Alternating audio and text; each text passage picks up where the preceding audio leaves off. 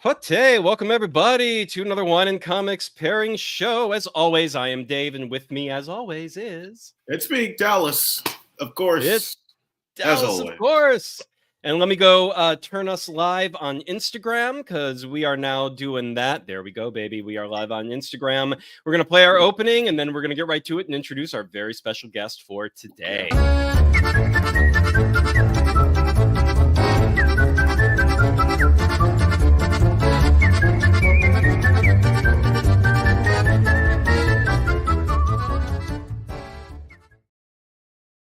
Woo! Welcome everybody. This is another Wine and Comics pairing show, and today we have with us a very special guest, someone we've been talking to. We were just talking about this backstage. We've been talking to him for a long time. He's been bringing us people, but we've never looked him in the eyes and had a conversation. So finally today, everyone, welcome Joey Galvez of the Geek Collective. And we are here today to talk about the first issue of the Geek Collective magazine, Boom, Archetypes, which is now on Kickstarter. And we will go visit that Kickstarter page in just a little bit. But first, welcome, Joey.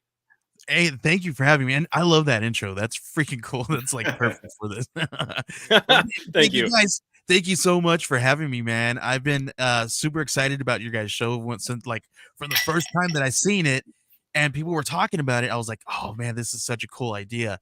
And yeah, you guys are right. I've been shooting you guys some people to put on the shows and all that stuff. So man, I'm super glad to be here and to actually talk to you guys about something that's not going on. Yeah. I'm aware. So this is our first time having like a long form conversation. Yeah. So I think, to get us kicked off here, like obviously I was well aware of the Geek Collective. I was well aware of a lot of the things that you guys have going on. I was aware that it's been growing a lot in the last year and change. So walk us through a little bit. Like, when did that get started? When was the Geek Collective founded? And what made you start it? And start walking us through, like bringing us up to the moment. So what's funny about this is because Geek Collective started as a completely different thing. It was actually a podcast network, and it was called the 143 Podcast Network, and it wasn't actually mine, and my buddy owned it. And both of us were on other podcasts, and we were part of a bigger podcast comic book network. And what we did was we ended up wanting to do different things, and we split off and did our own thing and kind of did an indie thing. And we brought more people onto the show, onto the network and all that stuff. And then he got to the point where his show kind of blew up, and it's this Texas history. It's actually called Texas History Lessons, and he talks about like Texas history and all that, because he's a history major, so it was like perfect, and it was up his alley. And it became this big huge thing where he was getting this like recognition, and he couldn't manage the network anymore, and it was just kind of falling off a little bit. And he's like, you know what, Joey, you love this, you have passion for this. At that time I was working with Age of Radio, who is a bigger podcast network, and we were kind of talking a little bit about bringing our shows onto their network and being a part of their network as a smaller sister network, and where we can bring on other geeky shows, right? So we started doing all that, and we ended up getting like shows like the Comic Book Yetis over there, so they live on our our podcast network. And so what I did was I brought monetization, I brought new shows and all that stuff, and then what we did was we rebranded as Geek Collective, because our kind of idea is, we're all geeks. We want to come together, and exactly what we're doing with this magazine and what we're doing with like offering a full service creative studio. We want to, it's like literally what our name is, right? We're a geek collective of people doing geeky stuff, and that's what we wanted to do. We wanted to get some geeky stuff into people's hands, and we wanted to make it available. And the way we could do that is by crowdfunding, right? Because now we can, we all love the middleman, but we can cut the middleman out a little bit, right? So we just went forward with it. We went crazy with it, man. And what's up, gang? Hi, Timothy. Welcome. Yeah, sorry, man. You were saying. So now, we went from a podcast network to a full service creative studio, and now I guess we're publishing magazines. I mean, that's amazing. Oh, and That's we got another fantastic. one. Camazotz Comics. What wine are we drinking? So you gotta wait. You gotta wait to the That's right. end. That's We only right. We'll reveal to the compare. end. We exactly. You reason to stick around. We don't want you dive bombing in, being like, "What wine are you drinking?" Great, bye, and like peace out. It's like, nah, stick around, watch the show, guys, and Yeah, we're gonna reveal what we've. Yeah, exactly. yeah. What do we pair with the Geek Collective? It's gonna be with Archetypes, issue 1 Yeah. specifically. But on that note, so when you rebranded as the Geek Collective, about how long ago was that? Was the rebrand? Oh man, I want to say 3-ish years ago that we did 3-ish that. years. Okay. 3-ish years ago. And- We've been as 143. We've been about 5 to 6 years before that. Okay. So it's been going a little while, but since I've taken over and kind of rebranded, it's been a good 3-ish years, so around there. Okay. Very cool. And when did you become, and I don't know if this was right from the get-go, but when you became that full service idea for the Geek, like rather than just a podcast network, but now you have this fully robust, like there's all these different things we do. We are a full service one-stop shop, or we're a place where people can come and find certain podcasts, find certain shows, find specific services. When did that become a part of that idea? So it was kind of the idea from the beginning. Well, From it was an idea from the beginning, right? Okay, But okay. we didn't really implement it until recently, right? Because when we first did, I was like, okay, cool. I want to implement these podcasts, and this is where I'm at. And at that time, that's what I wanted to do, and I wanted to go into doing all that stuff. And in 2020, like it blew up. Everybody was podcasting. It was nuts. Our podcast numbers went crazy. The last those leading up to 2020 and during that time, Yeah. we were hitting millions of downloads on our podcast network. Yes. It was nuts. We know.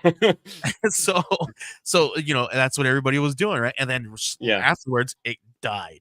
So we had to figure out what we were going to do and kind of, so we had to break it down a little bit. We were like, okay, what are we doing here? What are we going to do with this? Right. So essentially we're an advertising agency, right? We're an advertising and marketing agency. If you break it down to its basic, right? Because that's what we do. We sell ads, we sell on podcasts, we sell ad space and ad reads and all that good stuff. Mm-hmm. And we'll also do that on our websites and various live shows as well. So essentially that's what it is, right? And we also find sponsorships for the podcasts that are on the network, right? And that's the big difference. And we do all those splits and all that stuff too. So it's a big, huge kind of undertaking when it comes to that kind of stuff, right? So we wanted to kind of figure out what the heck it is that we're going to do and where we're going to take this. So naturally I had some friends in the industry doing their thing in the Kickstarter game, and they were like, well, I was just, I started doing some like graphic design stuff for my podcasts and stuff, and creating logos and things just like for fun. And people were like, hey, well, do this for me, create this page for me. And I just kind of like fell into creating like Kickstarter pages and then doing and then now people are like asking me to do like actual real designs for like comic books and like trading cards and things of that nature, when I was just doing it for myself for my podcast. And then I was making like podcast logos and podcast title cards for the network and things of that nature. So I'd already been doing the graphic design thing, but I never really thought of I could do this for comic books too, which is my second love, right? I love podcasts, but I also love, comic books. So I was like, well, I guess let's do it. Let's jump in. Why not? So, and there's plenty and there's plenty of podcasts that combine the two. I mean, there are plenty of comic podcasts. So it's like, there's a whole ecosystem out there to swim in. Yeah. Totally. So, and I, to the point of, I was working, so right when the pandemic happened, I was working for Sundance at the time, and I was their digital branch of Sundance. So we were all the online stuff, which was this baby part of the company, like the redheaded stepchild that the main company was like, yeah, whatever you guys do, we don't really know, or particularly care. And we were like that. And then the lockdowns happened, and all of a sudden just explosion, like everything became online.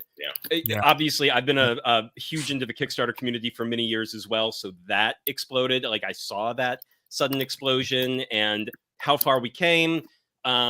but also then coming out the other end, we are now in 2024 and living through the Hollywood, the dual strikes of last year, and now we are fully in post-pandemic, and everything, like you said, has it's not just comics, it's not just Kickstarter, it's like things, it's not just podcasts, it's like everything has slowed.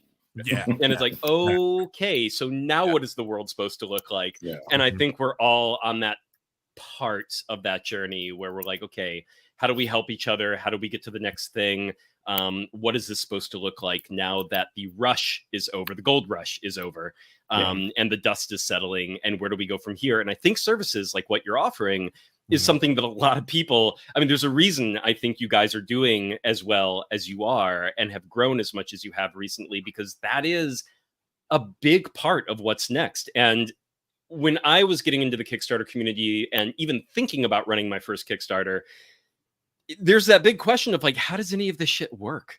Like, really, truly, like, you know, it's like, so yeah, I've seen other people do it, quote unquote. I've seen the pages go up. I've seen them collect my money. I've seen them ship me shit, but I don't know how, like, in between all of that, like, where do these designs come from? How do you market this? Like, what are the options and the pros and cons? And I mean, the number of conversations and Discord communities you have to belong to even figure out a fraction of it is intense, to where like going to a group like you where it's like, hey, I want to do this. Someone please hold my hand and please walk me through a crap ton of this and do a lot of it for me, because I am literally, I just have a product. That is the extent of what I know how to do. So and that's the exact person that we're trying to reach, right? Because there's creators out there who are just naturally they're gonna adapt and just figure it out, right? They're just gonna just do it because they're just that type of person. They have that kind of drive, right? But there's also the creative who's just like, dude, I really get frustrated. I don't want to handle this. I just want to create, right? And we're there for those creators who want to just create, or those people, and then there's also those times where you get a little burnt out on making Kickstarter. I was gonna say, you can learn it, but then that's sort of why you don't want to do it, right? Is because you learned it and you're like, oh, that was hell. I can do it, but do I want to do it? Exactly. And let's go to the specialist. It's frustrating, right? It's stressful. It's a big, huge headache, right? So so we, like, I don't know, maybe I'm a sadist and I love headaches, but we take them on for everybody, and we do it, and I mean, we're doing it, right? And we're taking care of these, we're doing these kind of things for you guys, and man, that's how I kind of felt going into this for the first time too. I was like, man, this is scary. How we need something out there for people to figure out those hiccups, or like, how do we figure out where those hurdles to get over? And that's exactly what we did. We kind of asked ourselves, well, what were the problems that we ran into, and how can we fix those? We got a bunch of friends together, and we just created these campaigns to where we kind of created this kind of template for ourselves, right? And I was like, well, this is easy. I'll just do this for every campaign and do a basic kind of thing, and maybe we could create some services. And I have to, here's the thing, I have to give my wife credit, because I was talking about this, and she could hear me kind of like circling some ideas and circling something and talking about it, right? And she's like, you know what you need to do? You just need to sit down and come up with, like, and she called it a fee sheet. She's like, come up with your fees. And I was like, you're right. I need to go I need to shut my mouth and just sit What's down. The practical part of this? What am I going to do? Right. Yeah. And stop talking about it. Like, take some steps. Like, what would this look like if you did it? And you got to take those steps. Yep. And I give her 100% credit with that, because man, if I would have been continuing to circle if we didn't just sit down and do it. And then what was cool about it is that now that I was able to sit down and kind of figure out what kind of structure we're going to do, I went even deeper, right? And like, what kind of offerings can we give people that can last, right? So that's kind of what we're doing with this magazine too, because within this magazine we have articles that are going to teach you how to go from a draft or go get you to your first draft or through your first draft, right? So, and that's one of those hard things too. You could scour the internet, right, and you can always find things, but it's really hard to find those things. So when you have somebody that can sit down and walk you through it and hold your hand, that's kind of what we're going to do. So if you're going to, like, one of those creators who have never been able to sit down and write a comic book, we have our buddy over at Pesto Comics. He wrote an article for us that is going to take you through the exact way to write through your first draft of your book. Fantastic. So, Nice. so that's going to help, right? And then we also have a Q&A that I talked to one of our, who is the editor-in-chief over at Oneshi Press. She's also editor-in-chief of Archetypes now. We asked her to be a part of this. Okay. And Lindsay G accepted. And so what we spoke about was, I asked if what is do media kits matter, right? And why are they so important? Yeah. And we kind of talked to about that. And we go through the examples of why they're important and what we could do with them and how dynamic they could be if you just follow. What should they contain? What's important? How long should they be? All those questions. Communicate, absolutely. Right? Yeah. All of it. And it's such a I was like, dude, I wish I had something like this when I was learning how to write press releases. And so that's going to be in this magazine. Right. So fun, like stuff like that. And then we're also not going to stop there. In this campaign, we're also going to give people at the digital level, at the digital deluxe level, everybody's going to get this stuff digitally. So you're going to get all these stuff. You're going to get these guides. That's going to give you guides on how to write a press release, how to organize your media kit. We're also going to give you load you up with some like generic headers for your Kickstarter. Like, it's literally like a little Kickstarter kit, like a beginner kit. Right. Like, so that's kind of what we created with this campaign. It's like a Kickstarter kit. Right. Exactly. Very nice. Alan Dunford. I'm going to throw him up there on the screen one more time. Hey, all. And then we also have Benjamin Morse in the house. Hey, everyone. Explain yourself, Benjamin Morse. Welcome, Ben. All right. So, yeah, it's one of the things where when we get to the wines that I paired with this thing, a big piece of that I had to consider, because reading, this is our first magazine, quote unquote, that we've ever tried to pair anything with. And I was like, ooh, challenge. I'm like, how do you do that? I know. And I said you guys, I was like, what are they going to do? What are they going to do? And we never shy away from a challenge. Never. And we've done anthologies. Those are their own challenge as well, because every story, has its own flavor, aesthetic, and you're like, Jesus, what do I do with that? So everything presents itself differently. But for this magazine, without revealing anything quite yet, it was very much, there are short comics in this comic where you're seeing the craft, you're having fun. They are, I don't know if they're, actually, one question for you before I go any further. Yeah. The comics that are in this magazine, are they sneak peeks at larger works, or are they straight up mini comics that aren't yet supposed to lead to anything more? So there's a handful of them that are so like what we have with Camazotz Comics, right? Our buddy, he's got that book that is called Mother Wolf and Cubs. That one is a short story that is contained within itself. But what he's doing is he's actually going to work on a full length with that one. So this one's kind of a standalone thing off on its own, but it kind of goes along with that full length as well. So we may or may not be working with them in the future. Maybe we might have some ideas for them. We might drop this little short story in an anthology style kind of thing that goes with when he drops his full length. Perfect. So people can grab this and on all the stuff. I haven't talked to him about that. He's in the chat, but I have ideas for his Mother Wolf and Cub that I want him to just. I've been like, dude, just please let me play in your sandbox. So there's so many fun things, because this character actually back here in the background, that's his character, and it's La Llorona, and it's a Mesoamerican kind of folklore, right? Where so.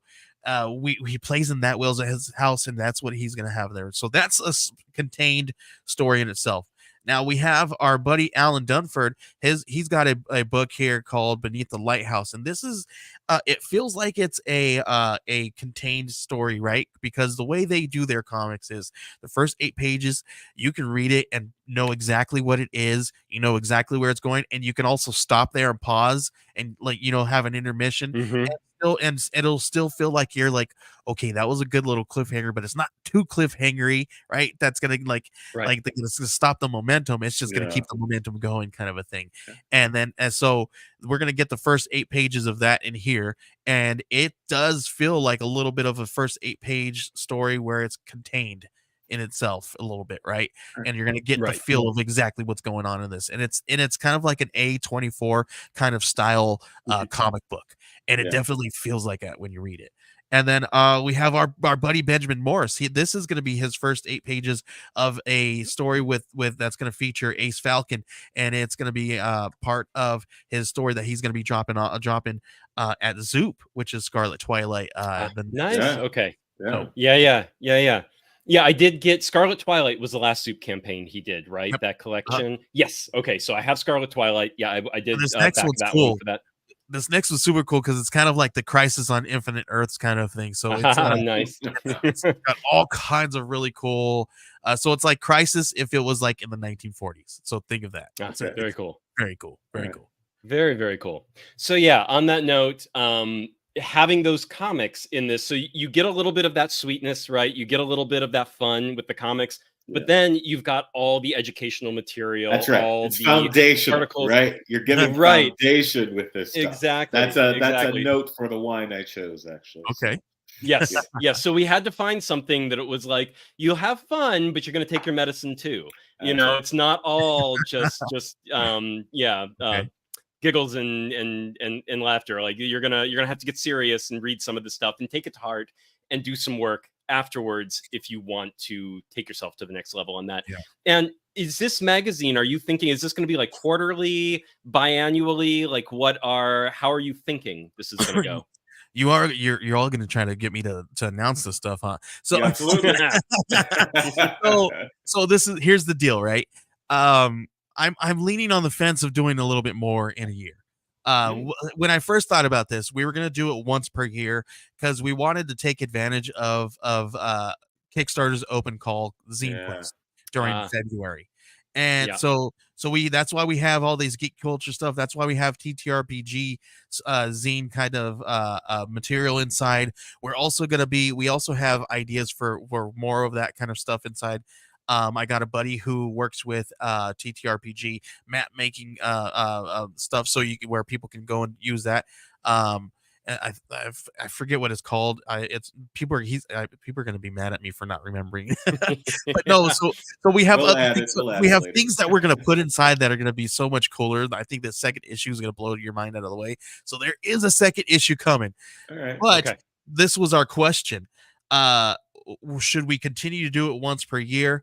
If there's enough people submitting or seeing enough interest in it, we were going to say, okay, we'll do one in the fall winter time. There you go. So I'm leaning on the fence doing something in the fall, the winter. I have an idea for a theme because we did this one's kind of like our love letter because it's the inaugural issue. It's like our love letter to like Wizard magazine, right? That's the whole thing. So we had to do an homage to Wizard. Next one we're gonna have a lot of fun with, and I kicked around with Benjamin Morse because Benjamin Morse is part of Geek Collective and he's our lead cartoonist, and I kicked around a Fangoria magazine homage to him, and because go on because we've already chosen our main attraction comic that's going to go inside. It may be I don't know. There's somebody may be named Schmonathan Schmedrick. So he's got a book that's going to be dropping. We're going to put that one in here. I don't know if you guys caught that one, but so it's a book that's never been seen. He's never dropped. It's a 8-page short story as well, and it's going to be our main attraction, and it has to do with magic. Because it's around magic and because it's around the Halloween time, I think we're gonna try to jump on Witch Starter for Kickstarter and Nice. do some really cool fun Halloween stuff with that magazine. And so I have some ideas, talking to a couple of people who actually write right now, who are actually writers for Fangoria magazine to do a couple articles and things of that nature. So we have some ideas that we were going to do, right? So if you guys, help us fund this thing and help us get this thing past our goals, That's right. we're gonna run it back this winter with a spooky season edition. Perfect. And you're past funded, not by a huge amount yet. So let's get you a huge amount, but you are like, the baseline and a little bit over. So it's like, so that's exciting. And we'll take a look at that page in just a second. The more that we can fund this one, it's going to pay for the next one. Exactly. And that is always the true goal, right? The true ideal is like, help us get to the next one. This covers our cost right this second, but then getting it out to you, like shipping it to you and printing it and all that fun stuff. But then it's all out of pocket until the next one. So help us move quicker because it's not out of pocket. Let me put it this way. The second issue is an idea. If you guys help us fund this, we can actually solidify it. Beautiful. Well, and I would say, Kickstarter and just sort of this whole online crowdfunding world, it's changing at an accelerating rate as we continue to go forward. I love it, and so once a year is in that way, like twice a year would be more ideal, just to keep tabs on what is happening. So like, the next, if it's every 6 months, you're within that 6 months zone of what's going on, and you can and then the next issue reacts to what has happened during those six months, rather than once a year, which feels like you might be constantly racing to keep up with what's changing or what's dropped or what people are talking about and what have you. So I would love to see you get to twice a year. That would be amazing. And that's exactly our goal, right? Because when I first thought about this, I kind of wanted it to, I was thinking, okay, what do I want to do with this? And I was like, maybe kind of like a previews kind of idea, right? Where we feature comic books that are gonna either be hitting the market in Kickstarter in the summertime, right? So like we're gonna have a couple of these books that are gonna be dropping in the summertime or next year when they actually run their Kickstarters, right?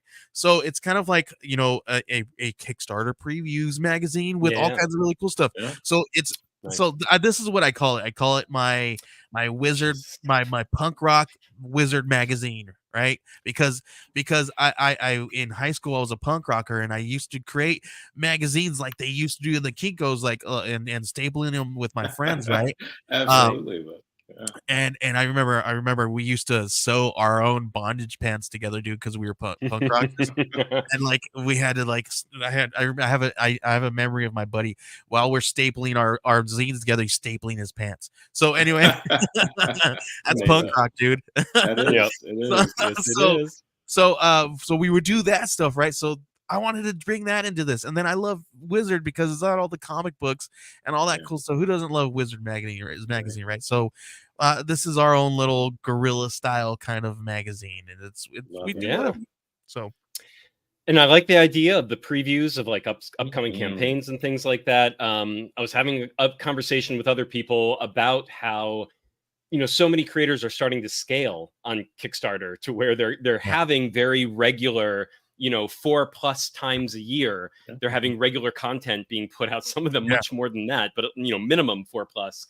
And it stuck in my head that I'm like, this is solidifying into like more than just it's still an open market, an open free-for-all crowdfunding platform, but it's becoming, I'm like, we are slowly like pushing this towards a proper release schedule, distribution, industry.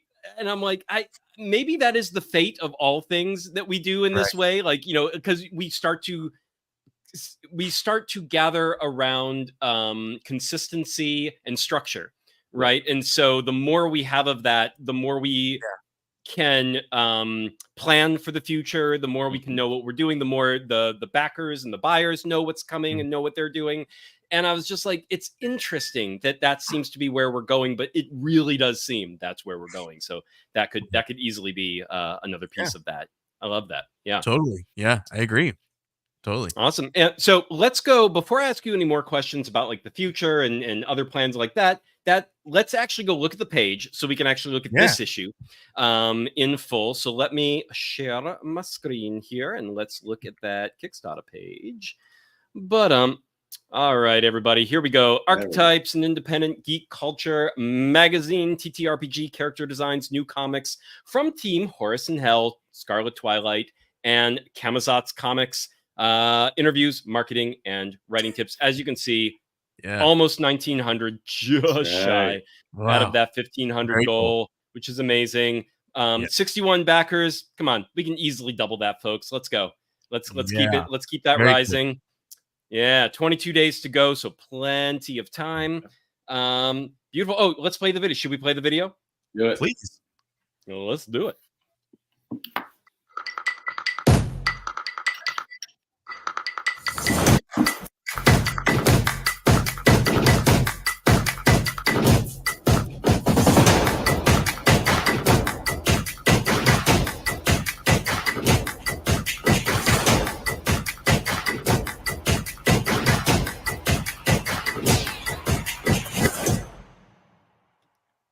Short and sweet and beautiful. Love it. Yeah. And it says winter 2024 because that was our initial thought. Well, let's do it in the winter. And then we said, let's run it in February and let's think about a winter issue. Gotcha. Well, I suppose it's technically winter 2024 right now. This is true. True. It's the tail end of the 2023 into 2024, right? That is true. Yeah. That is always the confusing part about winter, right? Whenever someone says like coming winter 2024, I'm like, so you mean like now? Now? or like far away? And like, I don't know what that means. That is true. So I guess we're still correct. That's right. You met your target. Yes. All right. And then so let's scroll down here. We can see all the stuff that contributing to this project have worked with these publishers and media outlets. So a nice cast of creators and writers. Yeah. Contributors. And most of that is Lindsay. Most of that is Lindsay. All right. Every physical backer will receive a free sticker and a free button as a token of our appreciation. All digital backers will even receive free digital gifts. Gorgeous, gorgeous. Love it. And that's one of those things that part of different campaigns that I've always like, where I'm like, okay, cool, but what about the digital backers, guys? Yes, because exactly. All your stretch goals can't be only for the physical backers, right? Things like that. Yeah. Right. So let's give away some digital gifts too. Yeah. Good stuff. 100%. And then we've got free crossover. Oh, yep, because there's the Oneshi Press pack. I forget what they call the specific kind of thing here. It was the custom clear custom cut 3-inch vinyl sticker, 2 for, and this is like some kind of hollow sticker. So there's going to be there's shiny hollow, and ours is going to be a shiny hollow. Ours is going to be a clear. Yeah. So gotcha. Perfect. All right. Dun, dun, dun. And then of course the backer milestones. So here we go. And this is kind of what we were talking about making sure there are digital milestones for people. So 25 backers and 50 backers, both of which have been unlocked already. Oneshi Press digital comics and Scarlet Twilight digital comics. Oh, nice. Yeah. And then almost to 75 backers. So we're almost at Top Hat Studio digital comics. Oh, yeah. And then we hit all the way to Band of Bards digital comics if we make it to 100. And I'm assuming this is our 150 is TBD. I'm assuming is what this means. That's our mystery one. So at 150, we're gonna give you guys, we're gonna unlock a mystery goal for you guys. So that was and I have to say I appreciate Band of Bards because I work for Band of Bards as their social media marketing manager, and they were able to offer us some digitals to give away to some people. So I'm very excited for that. Great. Yeah. That is a uncommon thing to see on a Kickstarter is free digital comics from an established direct market publisher like that. So very cool. Very cool. All right. And then of course, mystery reward at 5,000. So we've got to get to 5,000 to know what the mystery reward is, but let's look at what is coming up. I guess maybe a free swag. So let's see the images here. 15, 20, and 25. And there's more. I have them. So you don't have to wait around. You do have it listed down here. Okay. Yep. We do. Okay, perfect. Yep, and the Wizard magazine homage cover, I do love that. That was really cool. Yeah. And we're gonna do. I mean, anyone who grew up in that era, you recognize it right away, instantly. right? And we're gonna do 2 different cover textures with this. We're gonna do the standard no texture, right? And then we're also gonna do an embossed title. So the Archetypes title is gonna be embossed, and it's gonna be printed on foil with a varnish finish. Oh, God damn it! It's gonna be so cool. It's so cool. I cool. know. I'm such a sucker for shit like that. Again, people who grew up in that era, we're a sucker for shit like that. Right? So much so. Right. I've got so many. Every month there was a cover coming out that you'd never seen before. Like some weird substance that they made the cover out of, or something they cut out, and you're just like, or the way they folded it and weaved it together, and you're like, it blew your mind. Some of it was kind of over the top to the point of being a little like, really? What the fuck? You know, my favorite. Most people don't remember this cover, but do you remember there was a Man of Steel cover in the 90s? It was Superman versus Lobo, and it was a wraparound cover with a color form set. And you basically, the cover was just the background, and you got like 20 color forms that you could stick all over the whole wraparound to show the fights between the two characters, and just put it all together with sound effects and everything. And I was like, dude, that was the coolest fucking cover I think I ever owned. I never saw anyone try it again. My guess was it was expensive AF, and they didn't do it again. But I mean, it was, what an era. It was such a. There's a reason everyone went bankrupt afterwards. But what's funny about this is when I was looking into these different textured covers, I was actually looking into doing an acetate cover, right? Because I wanted to do the cover and then have something in the back, and then like when you open it up and there's like a different scene, but you cover it up and it kind of works together as a cover.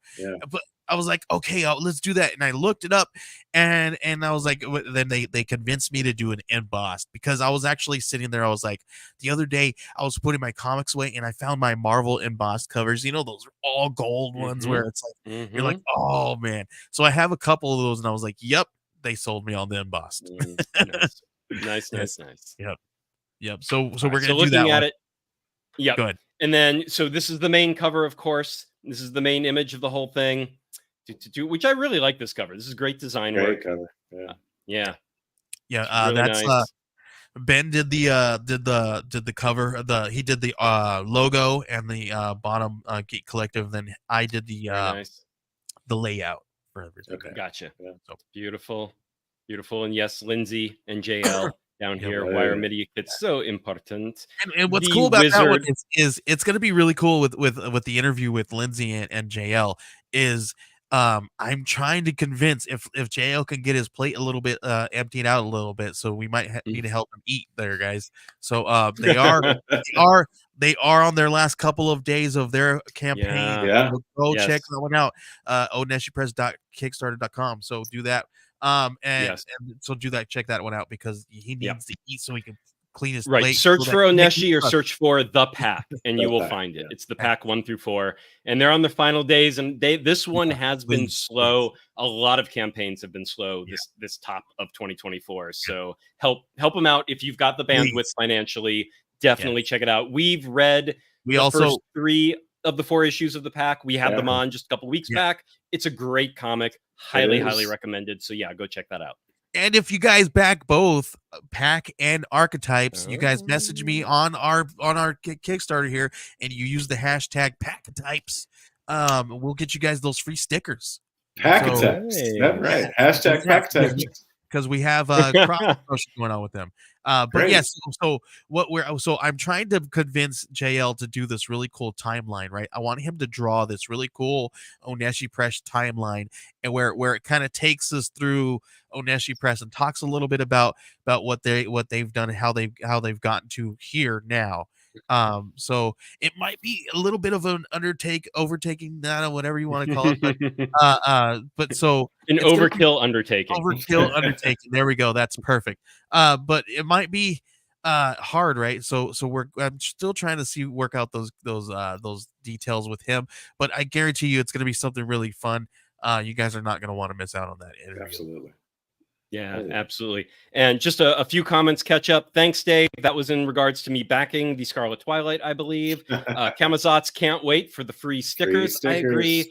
Stickers are the one thing, I'm really I don't have I don't have a lot of I love prints. I love the look of them, but I also have nothing to do with that. Like I don't know what to do with them. So they wind up being in wait. I'm gonna put you up a little bit bigger. Ba-boom, ba-boom. What are we showing? The stickers all over. All my stickers. Diablo. Yes. Stickers are the one thing that I will find something to do with. I will stick it on a piece of cheap IKEA furniture. I'm fine with that. It will decorate that. But everything else I'm always like, it might go in the recycling at some point, all these bonus extras, because I just I don't have space for them. I don't have places to really display them. I'm in a small place, but stickers I can always find use for. So I love stickers are my favorite of all those. What was funny about that? I did a poll the other like a few weeks back trying to figure out, okay, do people really want, what do they really want? And the biggest thing, everybody's like, they all wanted stickers. Right, like regular stickers, small stickers, big stickers, holofoil stickers, rainbow stickers. I think they're I think they're really easy. Like you can stick them in a Ziploc bag, right, and just hold on to them until you have a use for them. They don't take up a lot of space.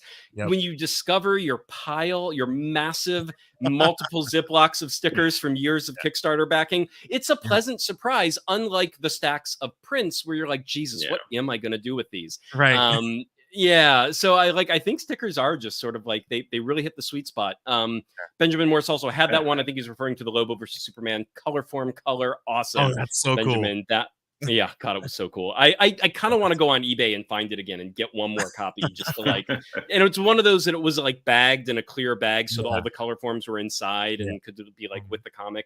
It was so good. It was so good. Yeah, and people keep asking us because this is a magazine. They're like, "Are you guys going to polybag these things?" We're probably not going to do that this time around, guys. Right? But well, that could be an idea for a future. Maybe we'll do something. We'll figure. Yeah, I was gonna say if you really want to do a wizard homage, right? You got to polybag that shit. That is the ultimate wizard homage. Yeah, right.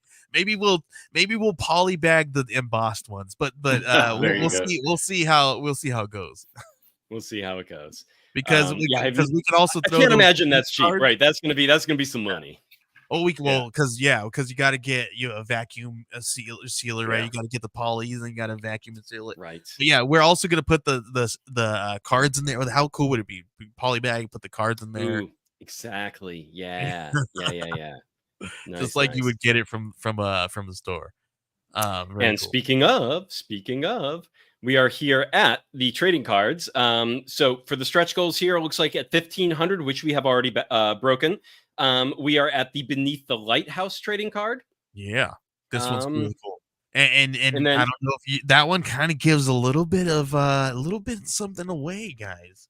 So you're gonna want to have that that gives away. Okay. You know when you used to get those cards, or you used to get something, you're open a pack, you're like, oh man, this gives away the spoilers. This gives away this is so, and you would show your friends and all that stuff. So we kind of wanted to show that. I don't have a bigger version. Oh, that's okay. I was expanding it a little bit, just see what I could see. But if it gives away something, I think I do have one in the update somewhere. If you, but okay. But yeah, because when we unlocked it, I think I showed a big part of it in the update. But yeah, dude, it's really cool. You can see tentacles down there, so it gives you an idea. Okay. So that one's already unlocked. So what's fun about these is I told everybody that we were going to be on this show. Right, and because we were going to be on the show, I wanted to do something special. So I told everybody who's watching, and is a backer of the Kickstarter campaign, if they go to that last update and ask, tell us what they are going to pair with our magazine, and I will upgrade their trading cards as we unlock them to glow in the dark. Ah, very nice. Nice. Very nice. Gorgeous. But they also have to use the hashtag Archetypes and Wine. Archetypes and Wine, baby. All right. I'll throw that up there. Let's throw that up there. I am putting that in the chat for everybody. Archetypes and Wine. That is what you're going to use in the latest update on this page.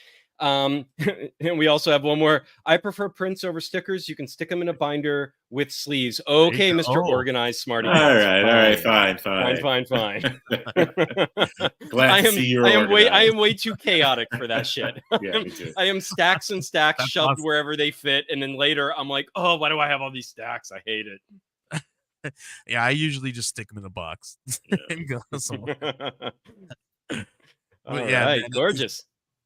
Yeah, and we're gonna unlock a keychain, and this is one of those fun things, right? I recently, one of my favorite shirts that I ever bought like off of like Amazon was some random thing that somebody made.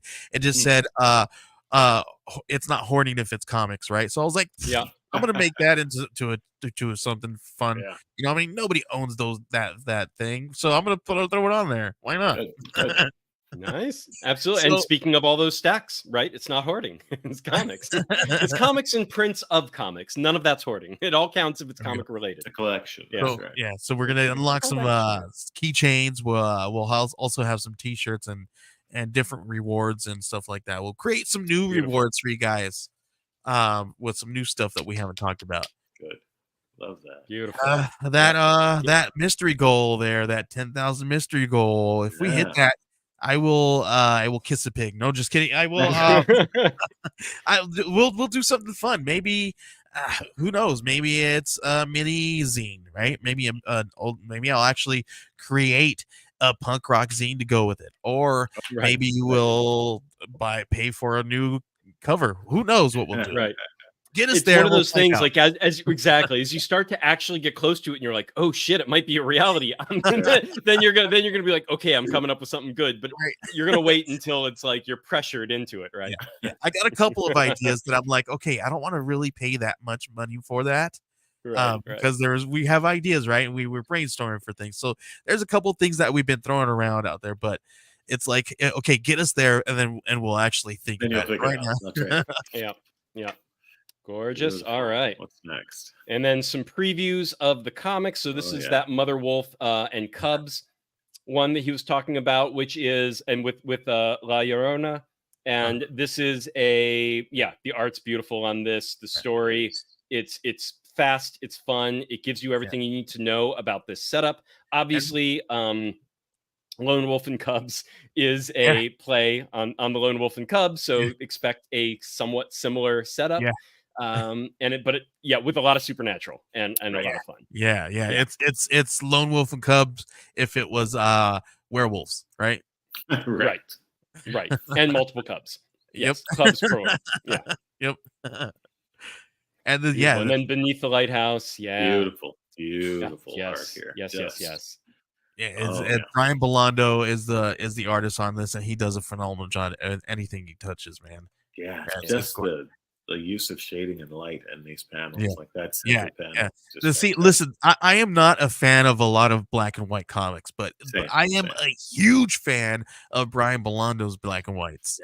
Nice. I see it. You know, it's fun. It's funny. I made. I was trying to put together my top 10 comics of all time list. I only made it to number 8 so far. I'm still deciding what 9 and 10 is. But even I was surprised. All my top 8, they're all black and white. Oh, that's funny. Which I was like, holy shit. I thought I knew a couple of them would be, but I didn't realize I would pick all 8 as black and white. So I have a thing for black and plainly. I have a fucking thing for black. I have a fetish for black and white. Yeah, I'd say right off the bat, one of my top 2 is definitely black and white. So that's funny. Yeah, love it. Yes. Oh, speaking of K-pop junkie, welcome, Katie. Oh, welcome. What's up? It was on her show. She forced me to name my top 5, which is what got it all started. And I named the top 5, then went and wrote them down, and that's when and then picked a few more, and that's when I realized they were all black and white, and I was like, oh my God, I did not think I would do that. Hilarious. But okay, and Ace Falcon, of course, Benjamin's. And I love this palette, man. This newspaper. Yeah. Kind of. It's Ben is a freaking genius at it. Like, dude, I am just so lucky to have him be on board with Geek Collective. He does. I cannot thank him enough for the things that he does on a daily basis for us. Like, he is my saving grace when it comes to some things. I mean, yeah. You can tell he's a bit of a force here. And I know he's he's a one-man show too, when he wants to be anyway. He does everything. Mm-hmm. Yeah, he's a cartoon. He also does in his day job. He's also part of he's a part of another ad agency, and in his day job, what he does is create video ads.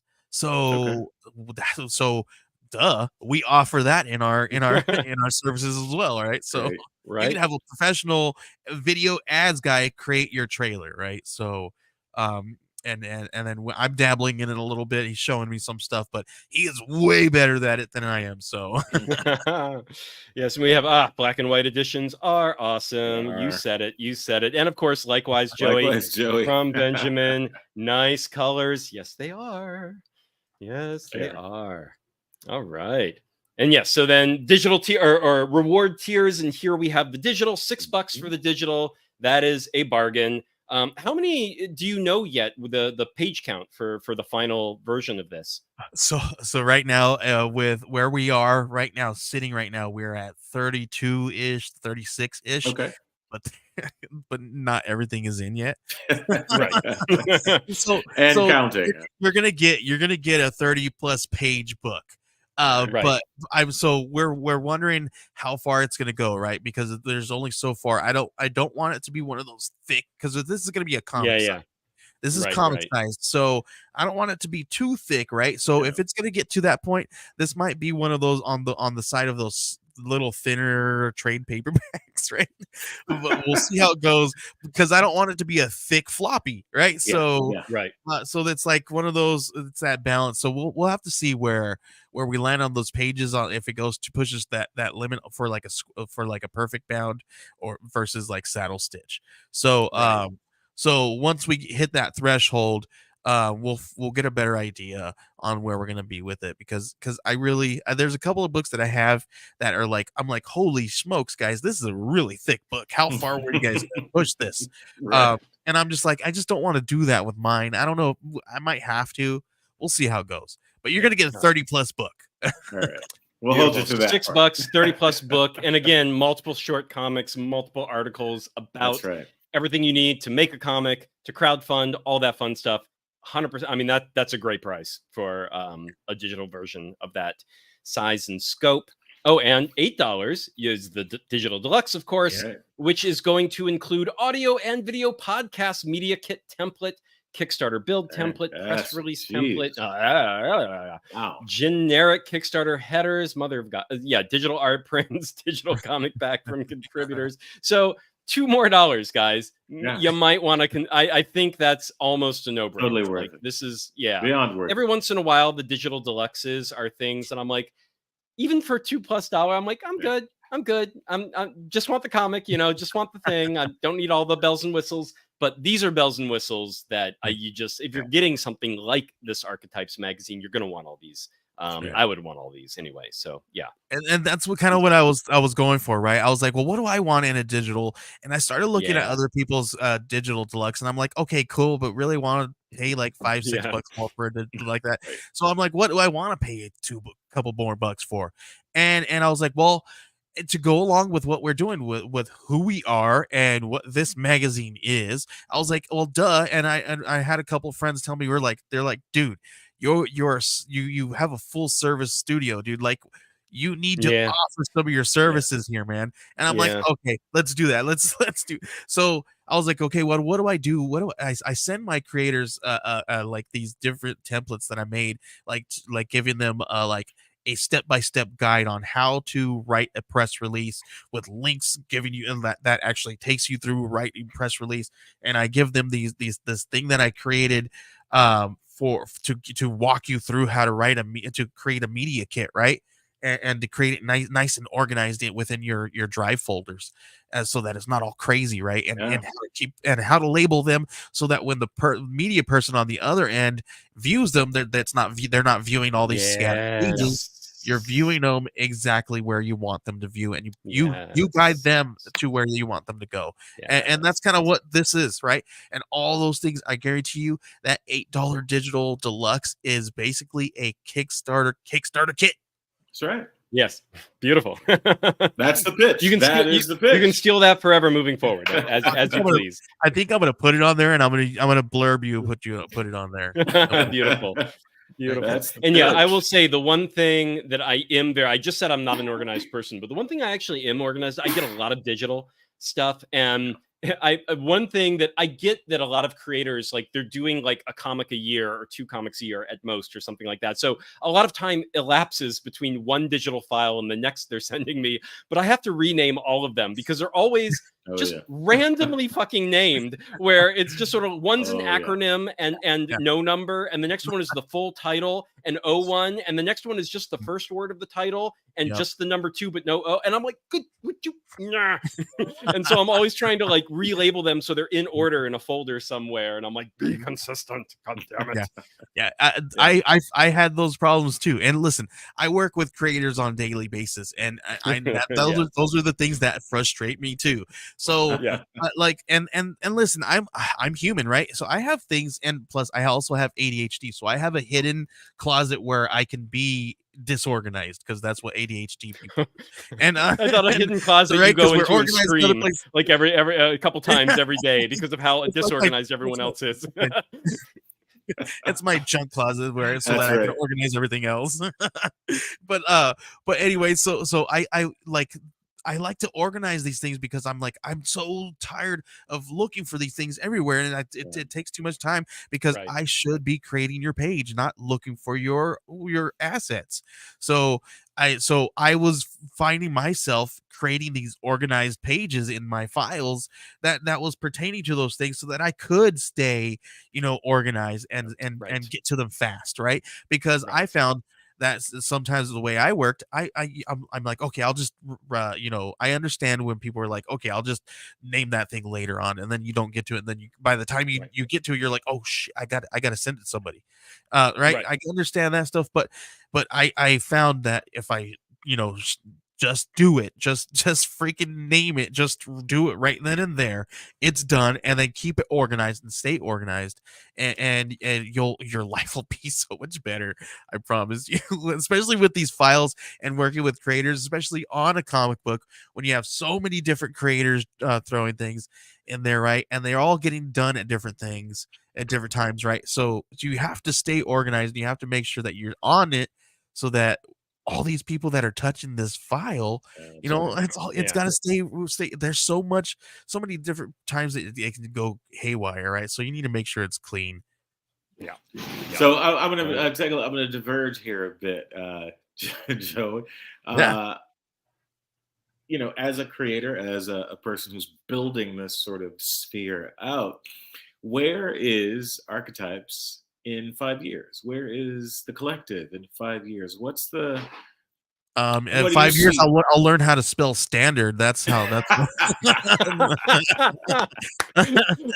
let's just mine is professor. That one grets me every time. I'm like, wait. I don't know what you're talking about, Joey. Look at the screen. You spelled standard just right?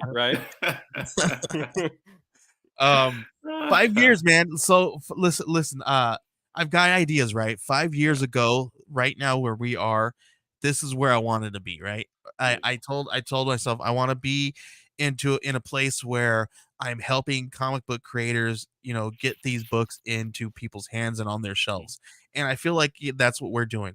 So the next step is to create this space where not only are we offering full service studio, but we are also offering merchandise for you guys for your campaigns, right? Because these are one of those things that I see that is a big huge problem where people are like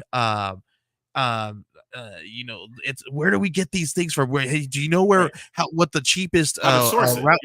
Yeah. Where do we get this from? I like the other day I was asking my friends, I was like, hey, where do you get that really cool sticker, or where do you get that cool keychain from? Like, I love that quality, and it's really hard for people to kind of find those things for everybody, and not everybody's quality is the same. So I was like, okay, well, what can we do to kind of make it to where where we get rid of all those junk that we don't need, right? And just get all these really cool, generic merchandise that Kickstarter people might want to do, like that random saying that, it's not hoarding if it's comics, right? Right. If I sold that as a part of a package, like, hey, if you guys come on with our Kickstarter package here at this point, you guys get merch, these 5 different pieces of merchandise to put in your campaign, and we'll fulfill it for you guys. It's already here, sitting That's right nice. here in a box on hand. Yeah. And what we'll do is we're just going to wait for you guys to do it, and we'll send it out. Right. So and we're gonna have fresh things, fresh ideas, right? We're also looking into getting into resin casting, right, to also create D20s, right, so that we can Right.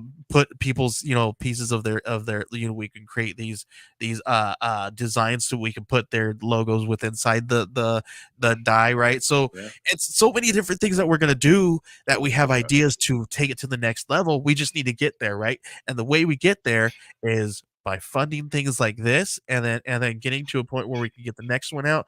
And I see by year 3 with this magazine, we're to a point, not only are we also offering merchandise and actually handcrafted things and things of that nature for everybody else, we're also going to be doing it for each and every campaign that we run.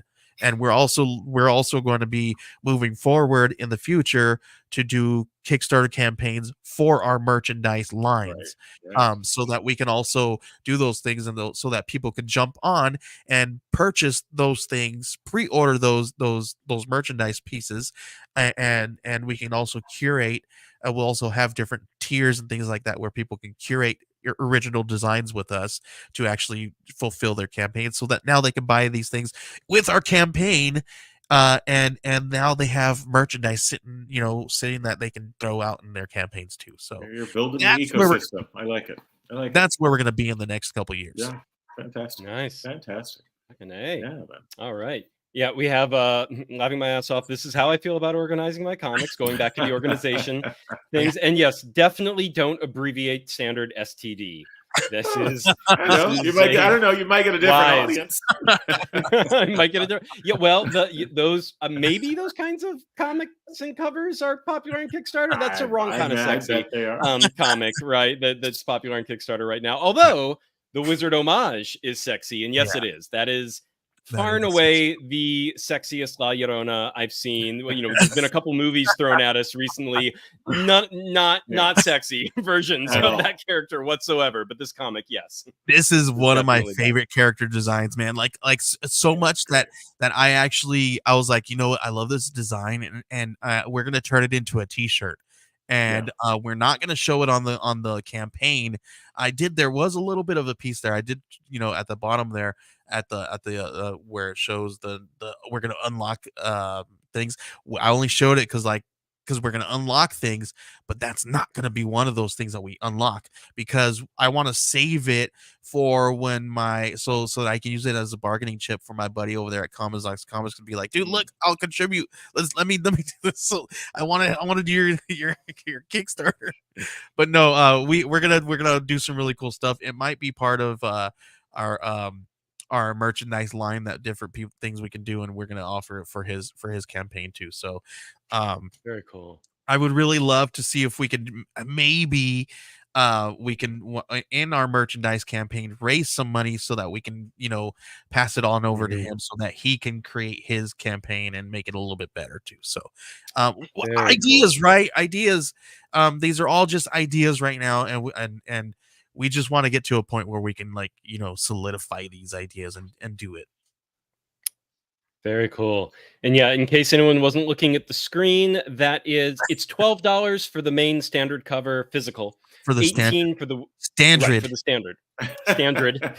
For the standard. 18 for the Wizard homage proper standard, and $25 for both of them together.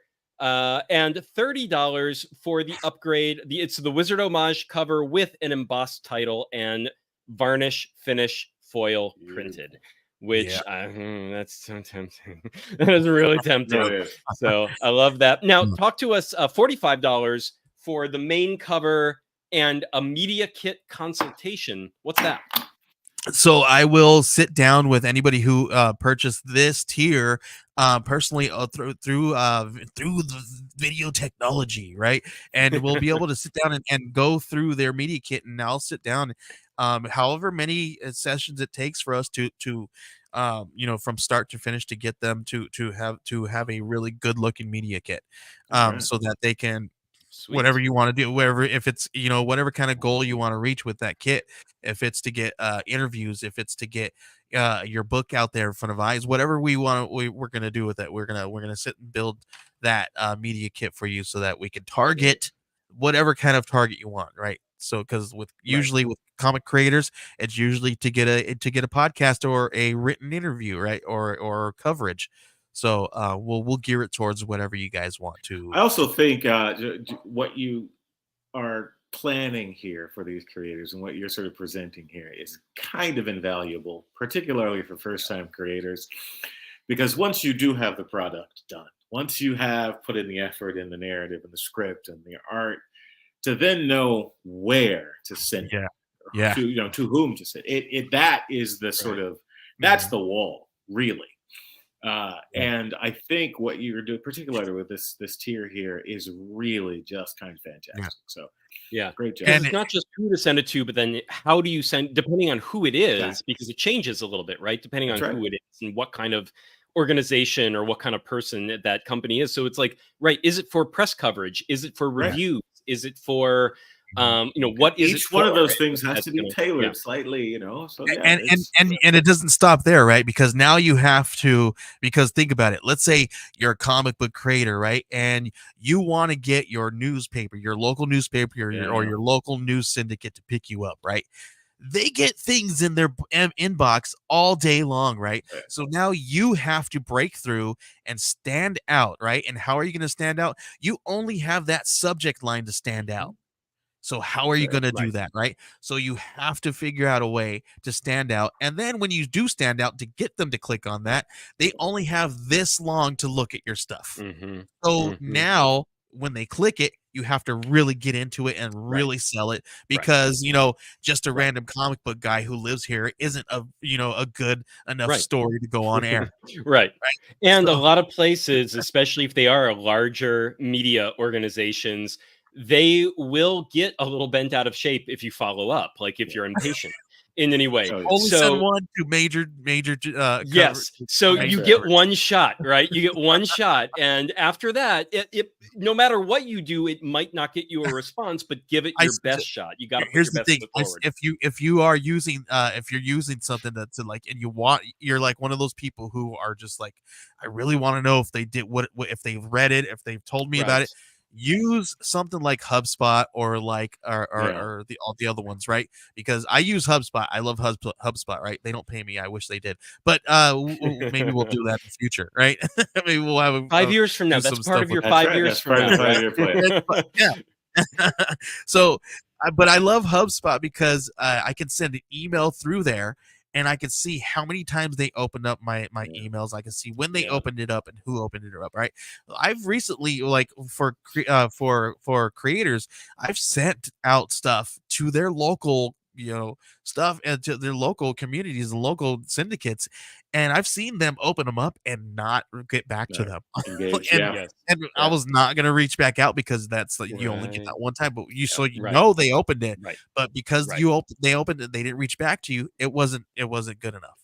So it wasn't for them. They didn't have whatever reason it was. It didn't stand out enough. They lost track of it. Whatever it is, regardless of the reason. That was the shot, right? Yeah, you're right, because it's not that it was good enough. It was that it didn't work for whatever they were looking for. So which is also always a very key thing. And for sure, most first timers do not know where to start. And we've all been first timers. We all had that. We all were first timers at one point in time. So we know. And with this particular reward here, we want it to make sure that your first time isn't so crazy, scary, and daunting, right? And then the next time is easier. And then you also have, things that you can go back and be like, oh, what was that one thing that they sent me? Okay, now I can do this. And then you go back and then teach yourself to do a little bit more each time, right?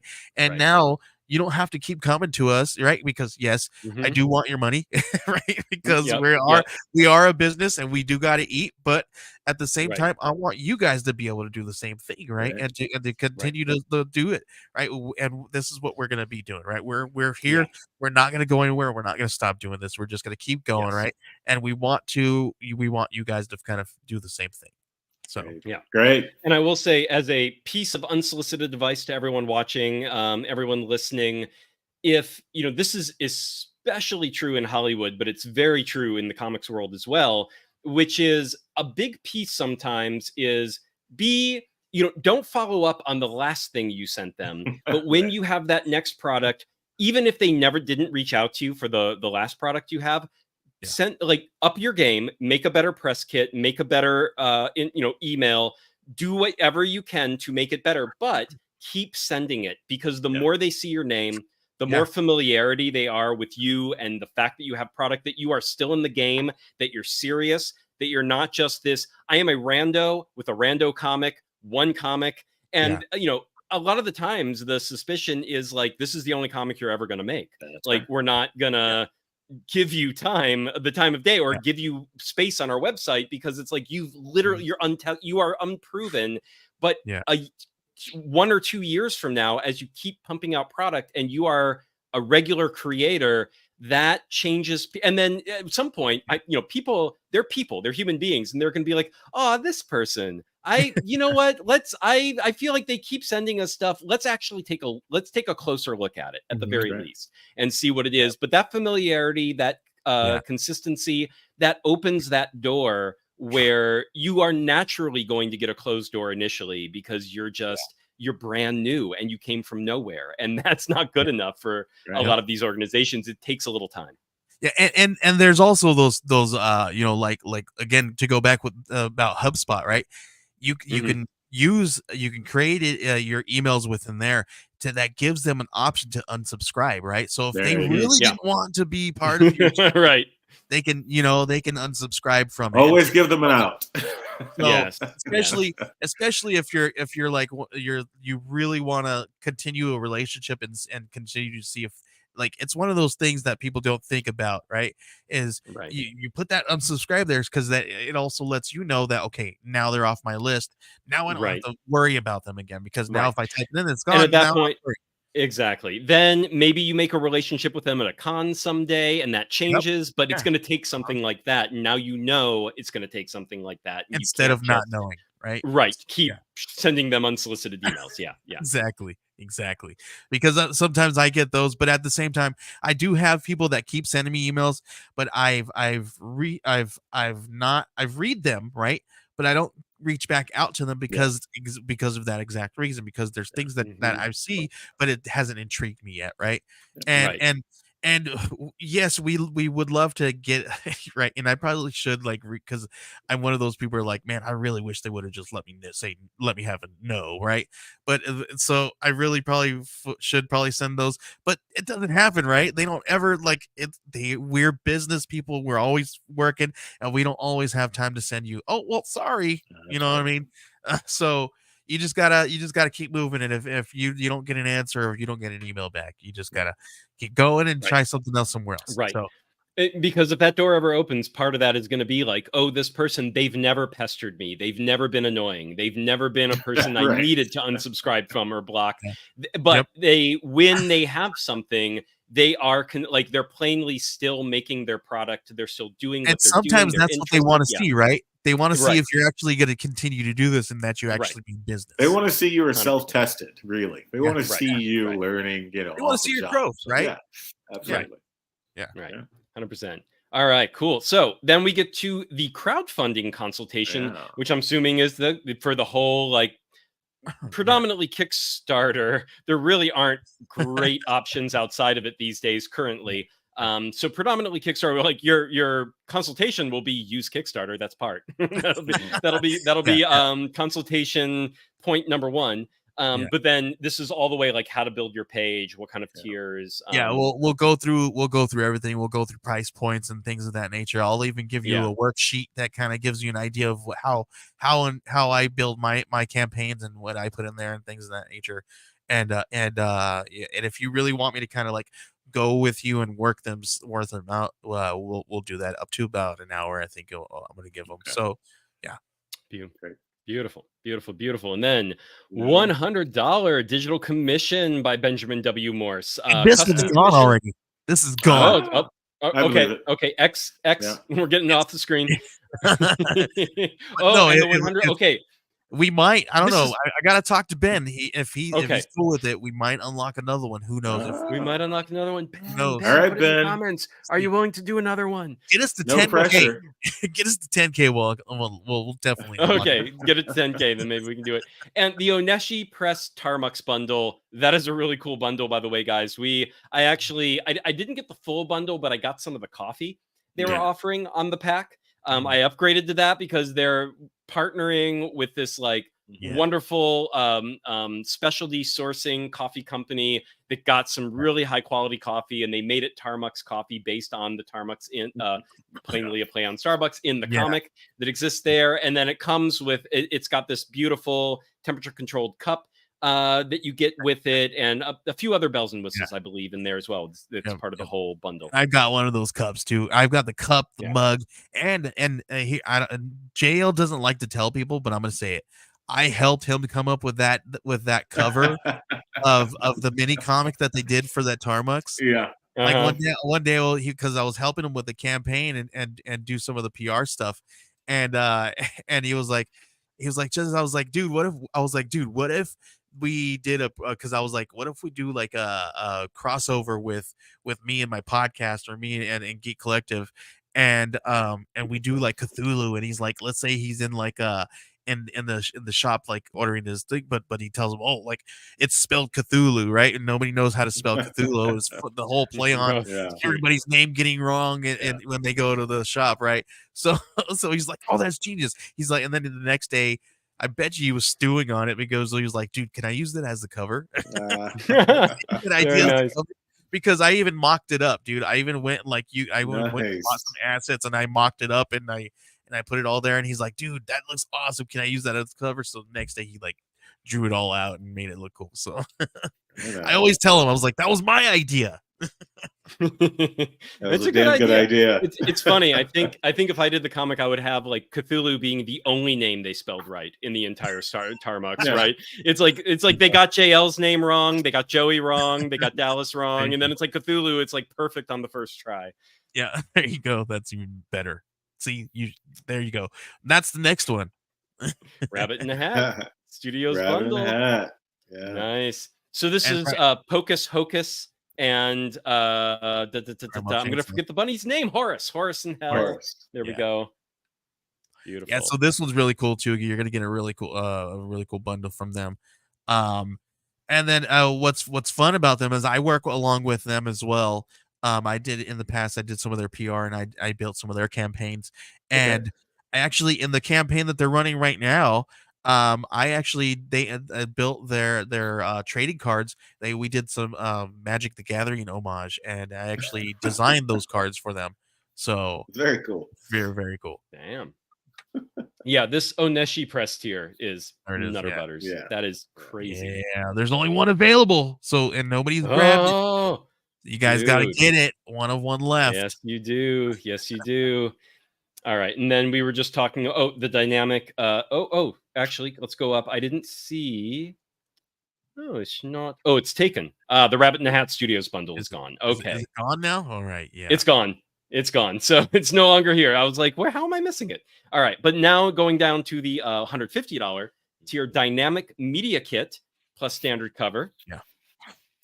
And built by our media kit built by our house professionals. Beautiful. That's crazy. Amazing. Yep. Gorgeous. And then on-demand creator support. I mean, that's like you'll get us helping you with social media engagement. We'll create some original graphics for you guys and push them out 3 times per day, 3 times per week for 2 months. And we'll do that for 2 months. Yeah. And you'll also get, because both me and Ben, we do a live stream every single Sunday. You'll be able to come on stream with us for 1 hour for free and we'll get you a redirect link, a pretty link, a vanity link. Beautiful. Yeah. Great. Gorgeous. All right. And then full service crowdfunding That's a big one. solution. Yeah, we've already got somebody who picked one up. Oh, nice. And there are it's not. Oh yeah, four total. So 3 more left. Yep, but we got Gorgeous. I believe that's my buddy Jay. He's writer Yes. of Kid Cretaceous. So I actually worked with him, and he hired me to do the layout and design for his books. So next couple of books that he's going to be doing, I'm going to be doing layout and design, and it looks like he bought one of our crowdfunding services, so we're going to build his Kickstarter as well. So gorgeous. now for that. All right, and that is the end of what's available. So so that is, let's see, and then coming on down, yes, articles and teams. So we've got writing tools, getting to the first draft by Adriano Agrianello, if I'm pronouncing that correctly, I hope. Yeah. Aragonello, writer of Limited Udo, Stay Cool, new fun. Yeah. Take on love this stuff. Yes. All right, gorgeous. And then interview by Geek Network, David M. Boer and Drew Zucker of Canto. Oh, nice. Yep, they had a chance to sit down with those guys and talk a little bit about that. So we're gonna have their interview within the pages of this, and we're gonna talk a little bit about Canto coming over to, what is it? It's Image, right? Or no, is that is it coming over to Image, or did it end? It was all Dark Horse.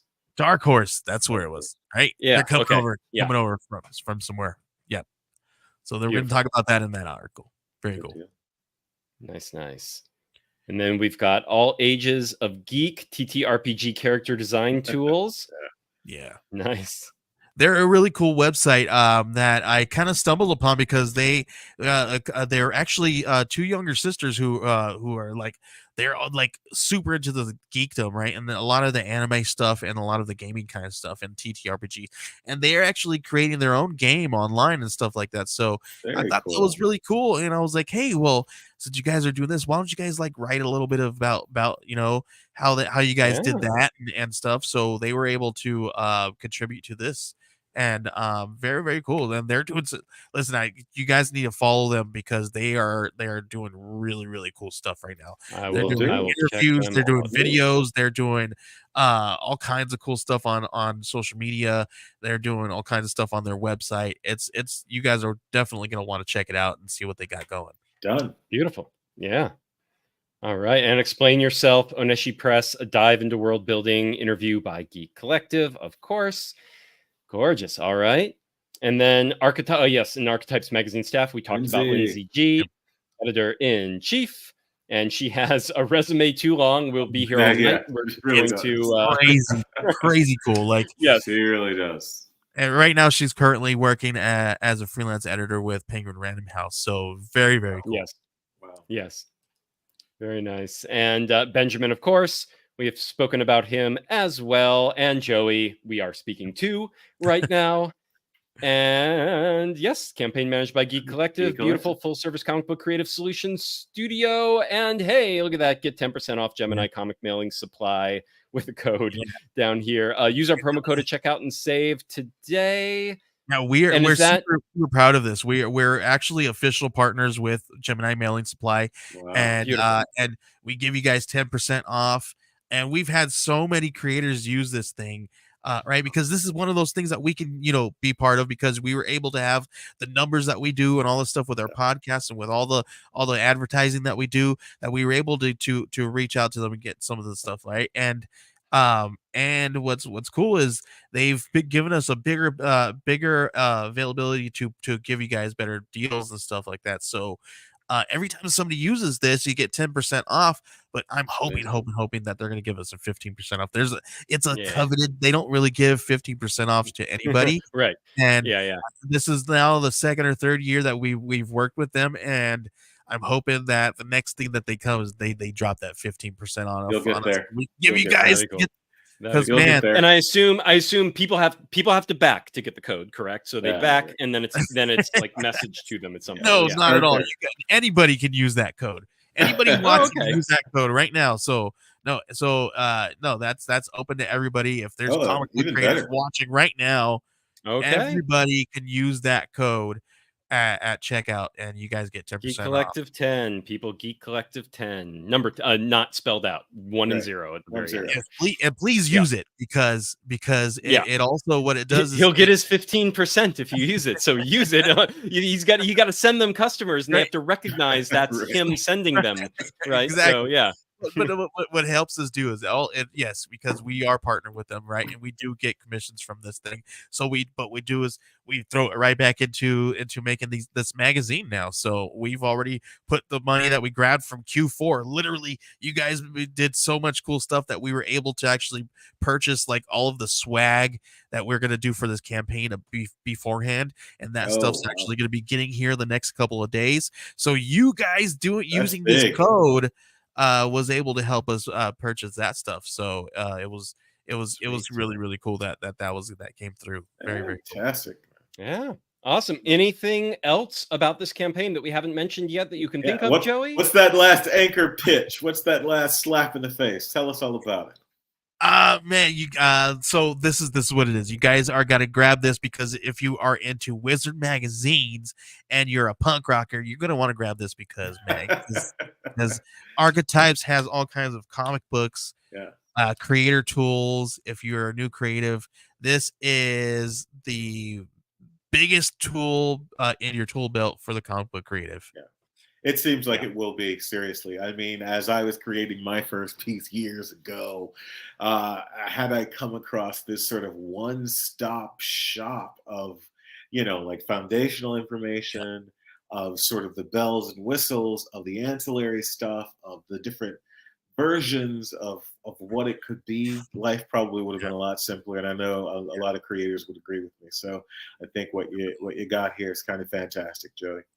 Appreciate that. Yeah. All right. So it is time for what we paired with this. Hit it, Dave. It's time for the weird shit.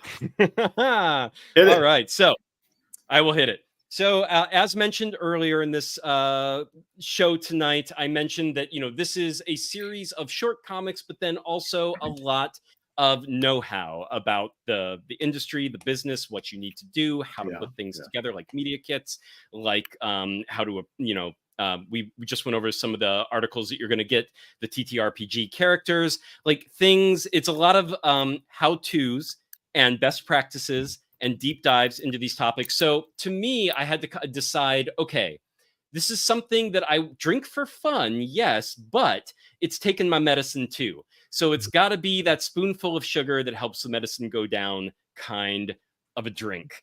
And so for me, I went with something called, I'm going to expand my thing here. It is called Amaro. If anyone knows Amaro, this is from Pendre.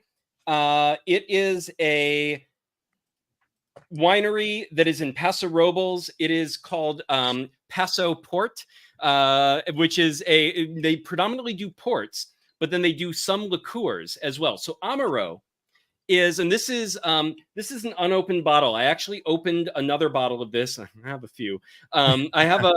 I opened another bottle of this about a week ago to try with a different thing that we were going to pair there. Then I was like, no, okay, this is too much. It's not for that. But it is perfect for this because what Amaro is it's basically a brandy style of a liqueur, digestif, if you want to call it that. This one is made out of blood oranges. So it's a blood orange liqueur, got some nice citrus notes and bitterness to it, which is really nice. And it is steeped in medicinal herbs, is kind of its claim to fame, right? So this one in particular, let me read a quick little description here for you. It is as mentioned, blood orange liqueur. Okay, come on, tab, load. Let's go here. I was off it long enough. It's reloading. All right. It is a brandy base from blood oranges infused with a proprietary blend of more than 20 herbs, spices, barks, seeds, roots, and flowers. Barrel aged for 12 months before bottling. Enjoy after dinner or with your favorite cocktail. So you could mix this. It doesn't have to be. I like it neat. I just drink it straight on the rocks, actually, like one ice cube, and put it in there. Get it a little chilled. but it's got this. I'm such a huge fan of Amaro. It's got this medicinal flavor, but now I'm also a weirdo. Like when I was a kid, my mom had to watch that I didn't drink too much Pepto-Bismol because I fucking loved it. I was like, I love the flavor of it. There were certain medicines that, like, for kids, that I was just like, that's candy, and my mom was like, no. Wait until you discover Jägermeister. Oh yeah. Oh god. Oh no, I yes, I love Jägermeister. I actually and we've got Joey and I love medicinal herbs. Yes, we were talking about how much we love medicinal herbs before we came on screen as well. I got a bad story about Jaeger. Jägermeister. Oh yeah. Oh, Everyone. Okay.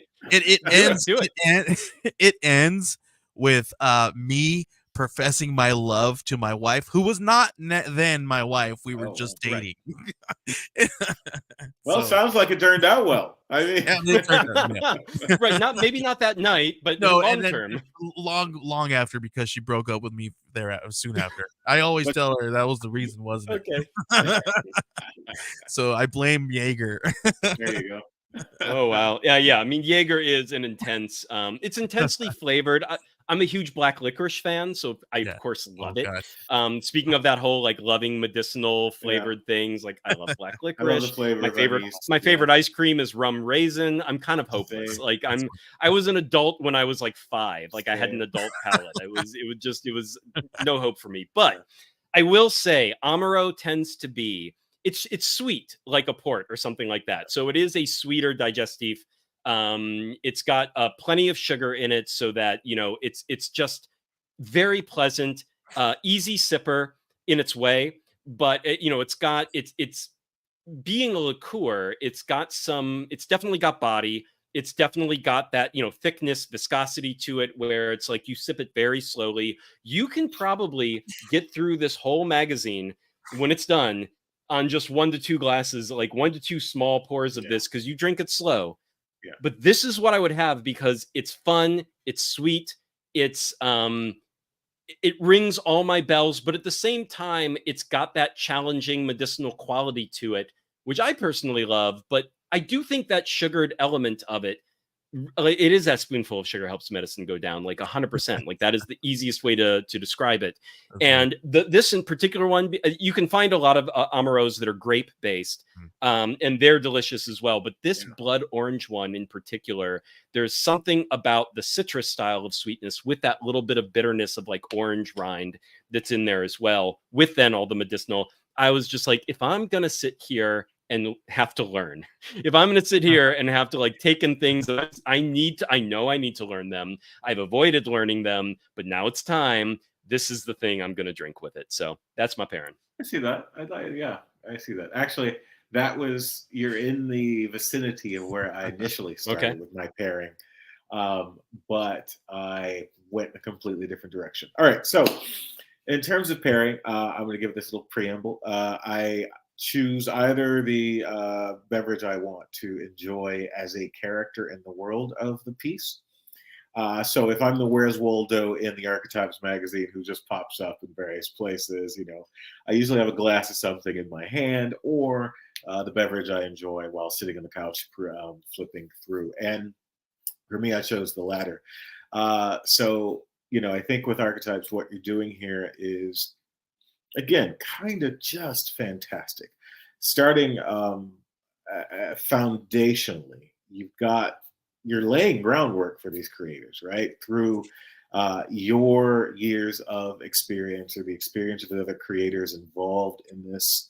You're demystifying it, and you are peeling back all the layers to create and present a true solid foundation. So I thought, what notes in wine might complement or mirror that? And I got concrete, of course.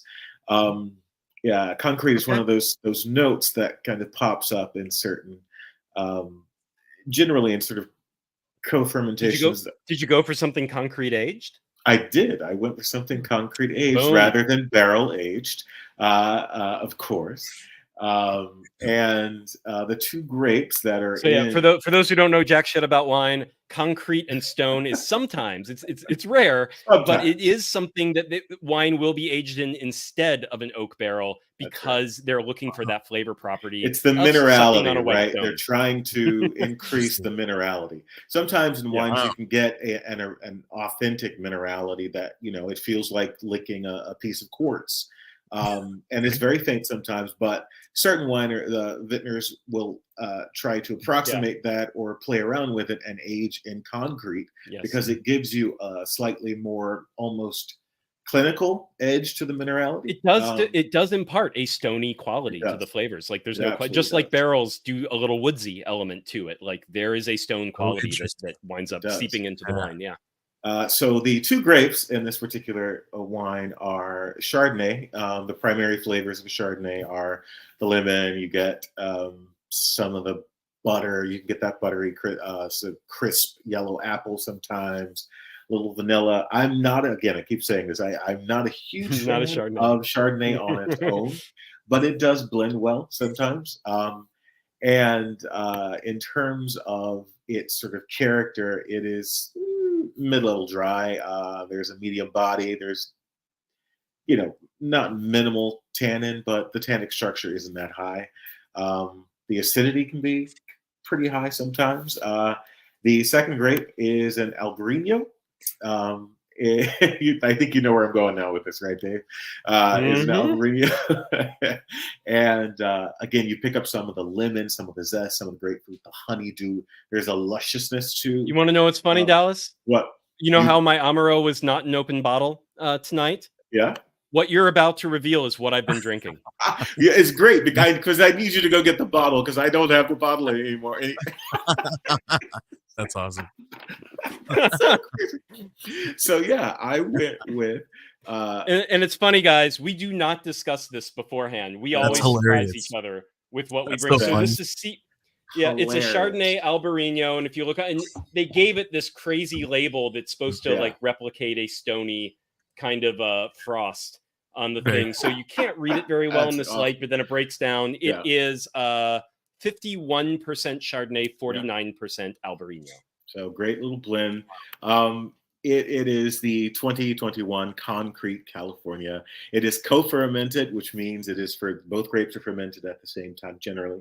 And it is just kind of it's an experience. And I chose it because on the bottom end, you get that concrete sort of foundation, right? It is so solid and it is so necessary and so acute. And I think that mirrors what you're doing with the Archetypes mag. Wow. On top of that, you get some of the lusciousness, some of the fully realized pieces that you include in the magazine. So yeah, that is my pairing. Very cool. That's super interesting. This is one of the reasons why I love watching your guys' shows because the way you guys go into it, I'm like, oh my gosh, that's so cool. I really wish I knew like that much about something. I mean, you do. It's comics for the most part. It's kind of weird, marketing and so on. I mean, that's what we've been talking about all tonight. And I will say, we also have. Sorry about that. Camazotz, as a writer of Mother Wolf and Cubs, I would pair this magazine with a Mad Dog MD 2020. Which just the red? Which flavor? There's a lot of flavor, aren't there? Yeah. It's like I'm gonna go Old English. That's right. That's right. Beautiful. Yeah, good stuff. All right. So now I will say, Joey, I don't think I think I did not mention this to you, so I'm going to put you on the spot instead of having you being prepared. But we normally ask all our guests to bring on a comic they've been enjoying, like a third-party comic that either they've loved for a long time or they have been enjoying, spotlight it and pair it with a beverage of their choice. I think because I'm so used to you not being the person I'm supposed to have do that, I forgot to tell you that because I'm so used to you being just the middleman bringing me the clients. But so on the spot, what is a comic that you would love to shout out? Shout out, and it can be old. It can be old that you're just like, I've loved this for a long time, or something new that you really want to get, a shout out to.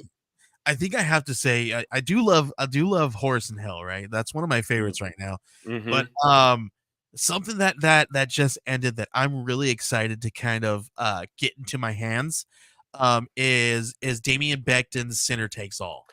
Yeah, That's one I'm really excited to kind of you get haven't the Kickstarter just ended. Issue number 1 of the Kickstarter just ended, Dallas. So you would have no way of having read this yet. I could hook you up because I might be on the team. I backed it, so I'll get it when it's ready. But yeah, I backed it too. And what's funny is I told him, dude, I'm super excited. I'm glad that this funded. Is very excited, and he's like good because I'm gonna be coming get you. So when I need to do design and layout. So I'm like, all right, cool, dude. Because he's the one. He actually had me. Damian Becton had me do design and layout for his other book called Try Not to Die. And and it's this one right here. This is Try Not to Die. So we so I helped him do that one, and he loved it so much that he's gonna hire me back. So we're gonna be doing some of that stuff again. And man, but I was really excited about Sinner Takes All because it was just such a cool concept. If you guys don't know what it is, it's a couple of demons kind of basically like, playing with like people's lives, and I don't want to give too much away because it's just such a cool concept that the art looks amazing. The concept sounded really intriguing. So it's issue number 1, so I haven't read any of it yet, so I don't we'll see. Nobody has right, exactly. So we'll see what we all think when it comes out, but it looks and what would you drink? What would you drink while reading it? Do you think? Since we haven't read it yet, or maybe you have, but we haven't. I'm not much of a drinker, man. Oh, that's right. Which it can be non-alcoholic. It can be. I mean, you can literally say Mr. Pibb. Like it's all good. It's all fair game. So I might switch this up on you guys a little bit because I am a cannabis advocate, right? There you go. Okay, go there. Because I'm an advocate for all the way through, even from the laws to everything else and regulation and all that stuff. Like I'm not going to go into all that because that's a different podcast.